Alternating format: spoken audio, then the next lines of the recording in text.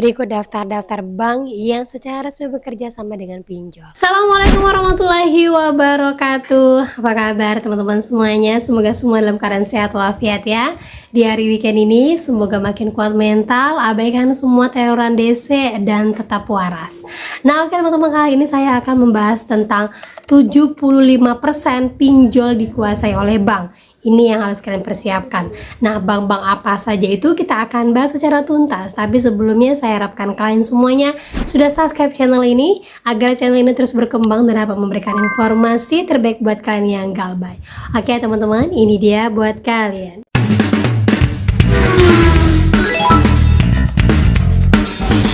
Oke teman-teman semuanya, saya mau bahas dulu ya. Ternyata per Mei Juni ini pinjol sudah tembus 138 triliun untuk penyaluran kredit dengan angka kredit macetnya 4,58, hampir 5%. Nah, seperti informasi ini, penyaluran kredit lewat Pindar tembus 1,388 triliun.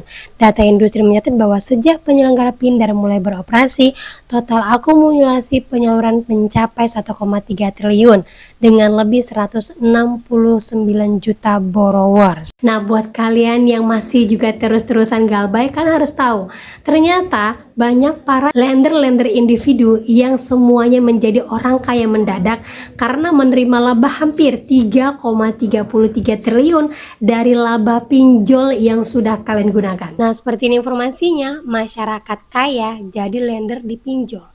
Total dana terhimpun 3,3 triliun.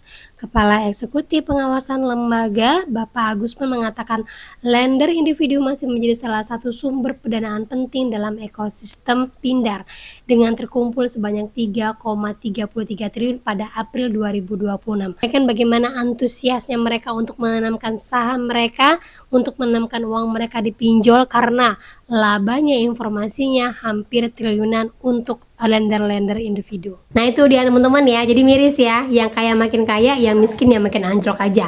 Jadi untuk itu yang masih menggunakan pinjol, ketakutan dengan teoran DC, kalian harus tahu ada orang yang menari-menari di atasan akibat ketakutan kalian, ada orang lain yang mungkin lagi tidur-tiduran enak karena tangisan kalian tidak bisa bayar pinjol pada hari ini, dan itu semua karena kalian terus-terusan untuk memaksakan diri membayar pinjol, padahal kalian tahu bahwa galbay itu tidak akan pernah masuk penjara. Dan lagi buat informasi teman-teman semuanya, ternyata per April kemarin hampir sudah 75% lebih semua pendanaan pinjol itu dipegang sepenuhnya oleh para bank.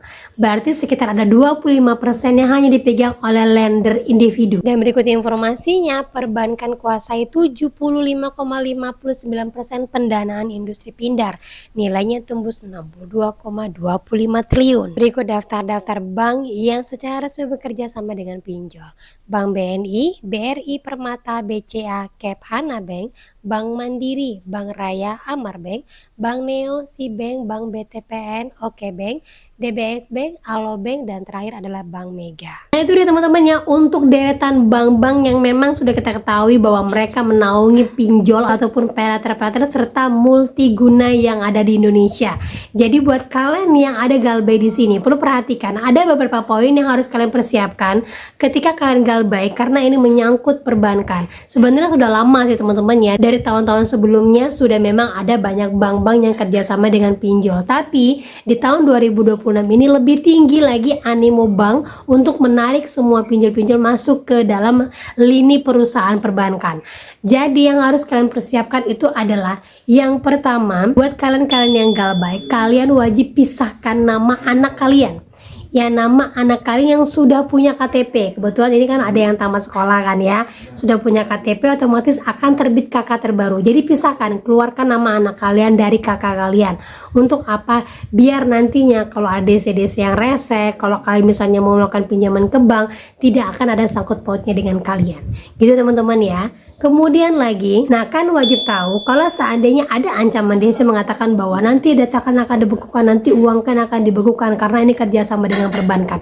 Ini wajib kalian pahami bahwa Perbankan tidak bisa membekukan data nasabahnya serta-merta kalau tidak ada permintaan dari si nasabahnya sendiri. Apalagi kalau seandainya mau adanya pemblokiran rekening, itu tidak ada. Pemblokiran rekening itu bisa hanya karena kita sendiri, kemudian adanya dari perintah presiden seperti yang terjadi pada PPATK beberapa waktu lalu yang memblokir rekening-rekening dorman yang tidak terpakai.